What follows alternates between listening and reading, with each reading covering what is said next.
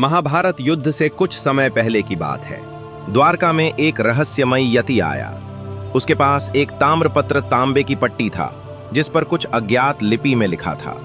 उसने सभा में घोषणा की, जो इस ताम्रपत्र को पढ़ सकेगा और इसका अर्थ समझ पाएगा वही भविष्य के विनाश को रोक सकता है। सभा में मौन छा गया।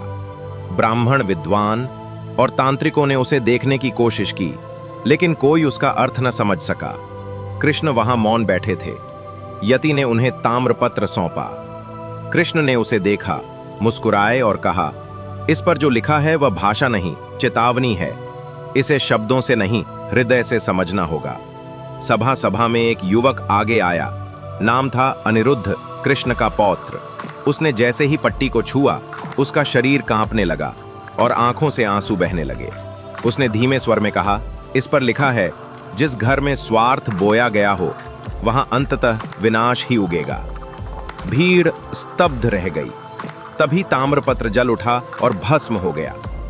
यति मुस्कुराया और बोला, जो इसे समझ ले वही अंधकार से बच सकता है, लेकिन जो इसे हथियार बना ले वही इसका शिकार बनेगा। तब श्री कृष्ण उठे और बोले, ज्ञान वह नहीं जो दिखाने के लिए हो। सच्चा ज्ञान वह है जो भीतर परिवर्तन लाए। जो स्वार्थ में डूबा है उसके पास चाहे शास्त्र हो या शस्त्र, अंततः वह पराजित ही होगा। इसलिए जब भी शक्ति मिले पहले उसका उद्देश्य देखो। शिक्षा।